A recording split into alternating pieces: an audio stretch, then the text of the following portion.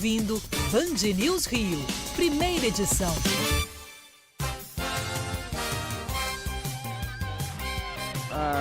São 9 horas e 54 minutos. A gente está na linha com o secretário estadual de saúde, Alex Busquet, para falar de alguns assuntos aí importantes. Temos alguns temas a tratar, como inclusive com relação ao SAMU. Outro dia nós criticávamos a questão do serviço, problemas, atrasos com o OS, coisas que a gente tem tratado aqui no programa já há bastante tempo, e a gente quer cobrar do secretário com relação aí à solução e ao restabelecimento completo do serviço. Mas antes eu queria abrir a nossa conversa perguntando, além de na sequência falar sobre a curva do Rio de Janeiro, há uma dúvida se ela está realmente caindo ou se houve um aumento nessas últimas semanas com relação ao novo coronavírus. Mas eu queria, secretário, lhe perguntar sobre questão de reinfecção. Nós tivemos divulgados aí alguns casos, como em Hong Kong essa semana, de casos de reinfecção. Pessoa que contraiu o coronavírus e depois, com a carga viral forte, voltou a contrair. Ontem uma pessoa do sistema de saúde do Rio de Janeiro, conversando comigo, disse que estavam já sendo investigados alguns casos no Rio de Janeiro de reinfecção, por exemplo, em pessoas dessa mesma área médica, pessoas que estão muito expostas. Queria lhe ouvir um pouco sobre isso, se o senhor tem notícia disso, se tem informação nesse sentido, se estão apurando algo nessa direção também, mesmo que a OMS diga que esse tipo de caso, com tudo aí comprovado, esse tipo de caso não será recorrente, não quer dizer que todo mundo pode, são alguns casos ou exceções em que isso pode acontecer. Bom dia, secretário. Bom dia, Rodolfo, bom dia, Andreasa, os ouvintes da Band News. Nós estamos realmente acompanhando. O que nós temos ciência na Secretaria de Estado de Saúde é um caso de possível reinfecção. Eu digo possível porque não é tão fácil fazer essa relação de causa e efeito com a reinfecção. Então, nós estamos acompanhando, é uma moradora de Volta Redonda e ela está bem de saúde, está sendo acompanhada. Mas vale lembrar que dentro da nossa preocupação em relação às orientações na área da saúde pública, os casos de reinfecção, e que são pouquíssimos em relação ao número total de infectados no Brasil e no mundo, eles não nos preocupam, né? Nem mesmo vão alterar a programação que a gente tem, o planejamento que nós temos em relação à vacinação, por exemplo. Então, nós estamos acompanhando, ainda não há uma resposta definitiva em relação à confirmação da reinfecção, mas lembrando, não muda o planejamento que nós estamos fazendo daqui para frente até o final, a gente espera que seja logo, da pandemia.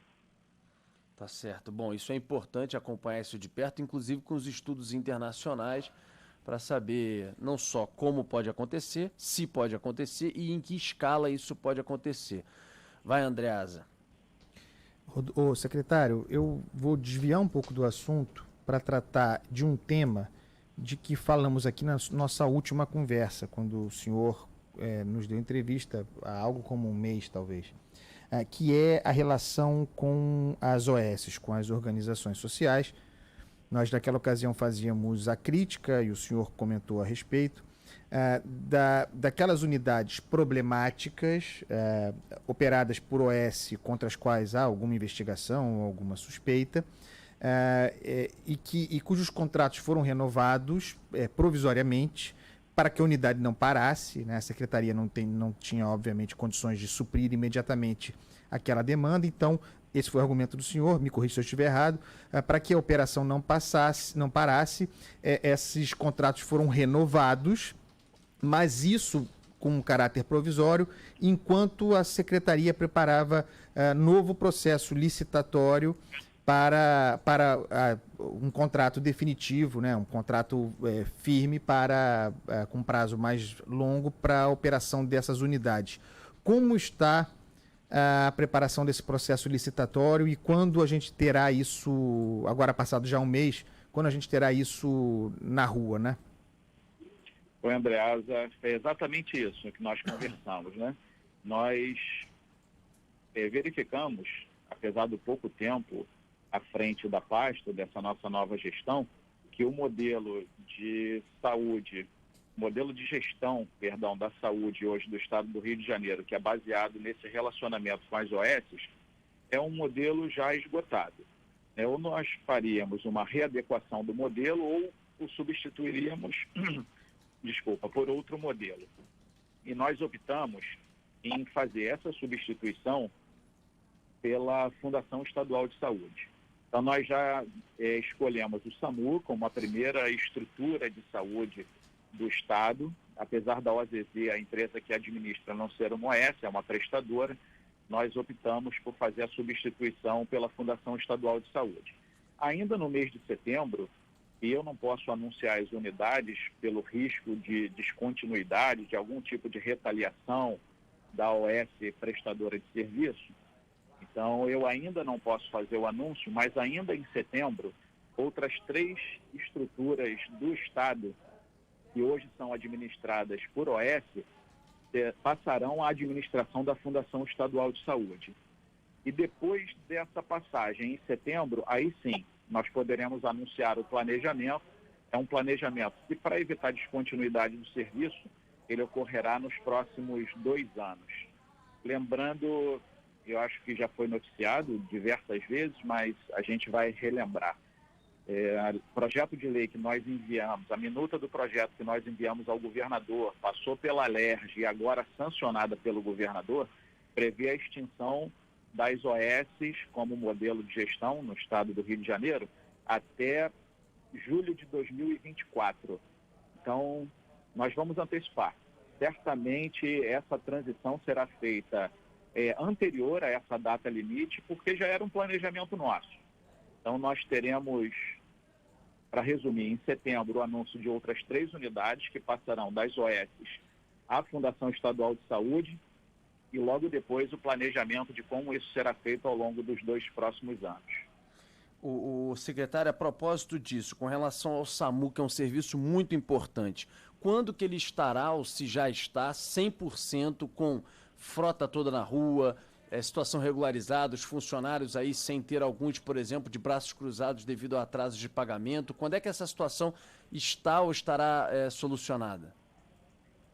A empresa atual, Rodolfo, ela tem contrato para administrar o serviço até o dia 19 de setembro. Esse contrato, para lembrar, ele é judicializado, né? A Justiça definiu em sentença que o valor repassado pelo Estado na ocasião, que foi de 27 milhões, ele era suficiente para que a empresa gerisse os 6 meses de contrato. Então a empresa ainda está lá. A partir do dia 19, a Fundação Estadual de Saúde assume. E nós fizemos uma readequação do número de ambulâncias e motolâncias que deverão ser disponibilizadas à sociedade do município do Rio de Janeiro. Nós teremos 60 ambulâncias, sendo 15 avançadas, as avançadas aqui tem médico, e 45 básicas, além de 30 motolâncias à disposição. Os carros que estão hoje disponibilizados para que a empresa faça a operação, em sua maioria, são carros do Estado e que estão em condições precárias de uso, mas nós já estamos providenciando o reparo dos mesmos, com contratos que nós já tínhamos, né? Lembrando que não vai haver nenhum acréscimo de gasto para que a gente faça o reparo dessas ambulâncias. Nós estamos usando contratos vigentes já dentro da nossa Secretaria de Estado de Saúde. A gente espera que dentro de 30 dias após o início da gestão pela Fundação Estadual de Saúde, nós já estejamos com essa frota completa nas ruas. Inicialmente, nós não teremos carros próprios, os 60 carros próprios e as 30 motos. Haverá a necessidade de locação desses veículos, de parte deles, enquanto a gente não adquire a frota própria. Mas em 30 dias nós estaremos com todos os veículos na rua, 30 dias após o dia 19 de setembro. 30 dias com todos os veículos na rua prestando serviço à população. E nesse intervalo, entre a operação da forma como está e a disponibilização total dos veículos, nós teremos apoio do Corpo de Bombeiros, que fará um apoio operacional apenas, né? Não é de gestão, e que colocará à disposição da população do município do Rio as ambulâncias do bombeiro para fazerem atendimentos em conjunto com a nossa operação do SAMU. Tá certo. Agatha, Andreasa, pergunta de vocês aí. Secretário, eu queria reforçar, inclusive, trazendo a participação dos nossos ouvintes em relação à alta nos números de mortes, em relação a 2 semanas atrás, e aí a gente fala de uma média móvel. O que a gente queria entender muito se falava quando começou a flexibilização em uma nova onda. Logo se descartou isso, inclusive, com a desmobilização de alguns hospitais de campanha. A gente já pode descartar 100% depois dessa flexibilização, com o passar do tempo, essa nova onda, essa segunda onda? A gente tem, de fato, uma alta na média, ou isso são casos antes que não foram registrados, secretário? Excelente oportunidade para a gente poder tocar no assunto.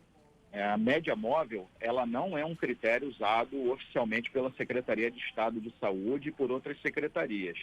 Nós trabalhamos com outros dados estatísticos. O que nós percebemos hoje, um aumento do número, não de casos, mas um aumento da notificação de casos passados. Para nós é importante que a gente sempre tenha em mente, para as nossas tomadas de decisão, e as nossas decisões são baseadas em critérios técnicos, o início do sintoma daquele caso que está sendo notificado ou daquele óbito que está sendo notificado. Então, quando nós pegamos o início dos sintomas desses casos que são ditos novos, dos óbitos que são ditos novos, nós percebemos que eles fazem parte de um passado da epidemia e que apenas não havia sido notificado.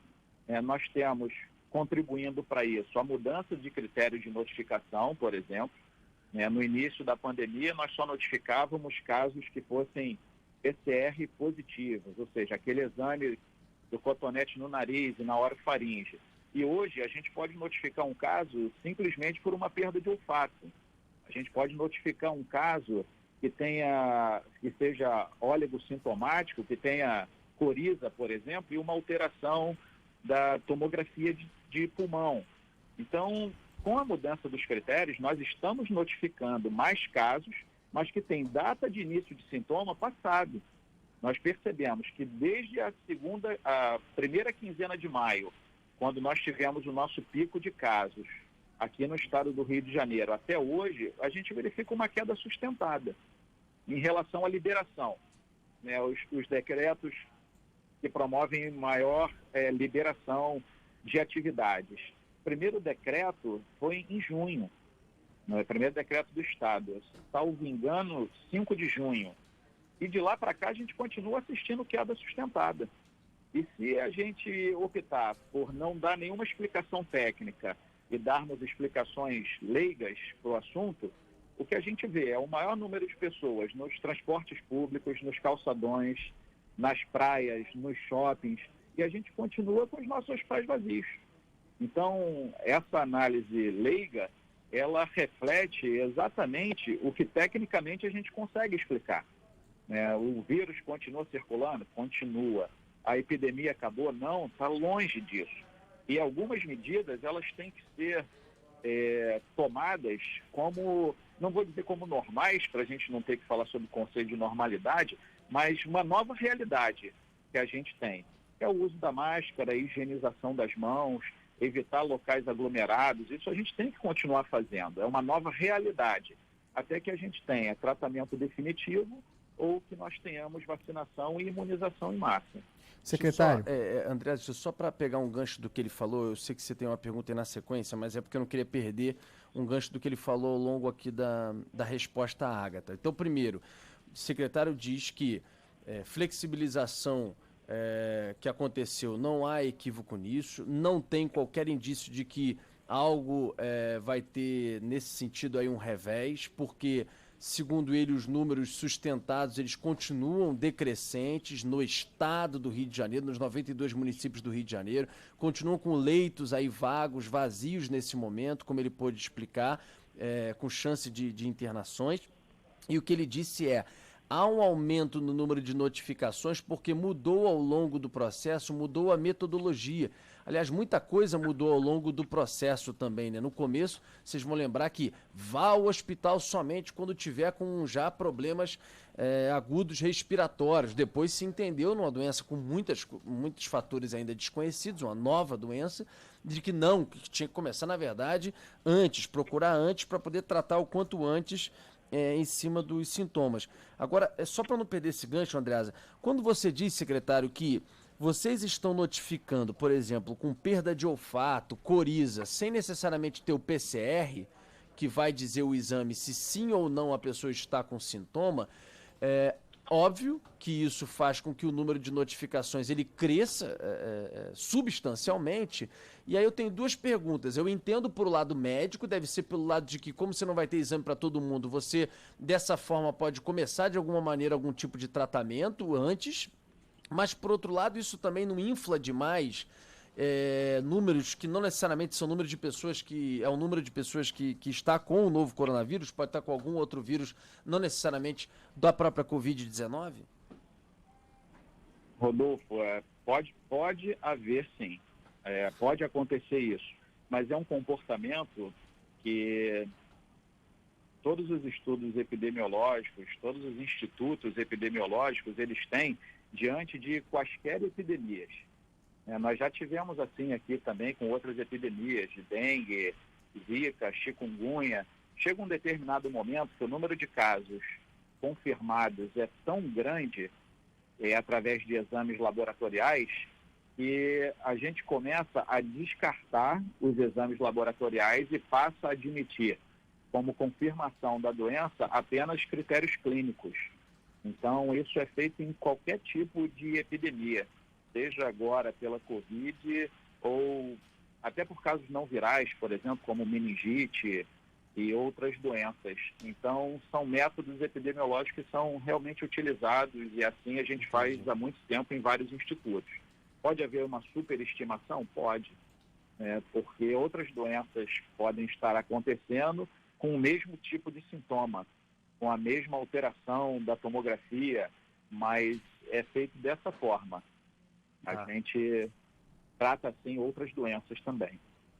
Secretário, eu quero ouvir o profissional de saúde, Alex Busquet, tentando tirá-lo um pouco da condição de secretário, aqui nessa questão que eu vou apresentar. O senhor avalia como profissional de saúde, aliás, à luz disso, dessas suas duas últimas respostas, o senhor considera que há condições para a volta às aulas? Melhor dizendo, o senhor acha que nós teremos volta às aulas ainda em 2020?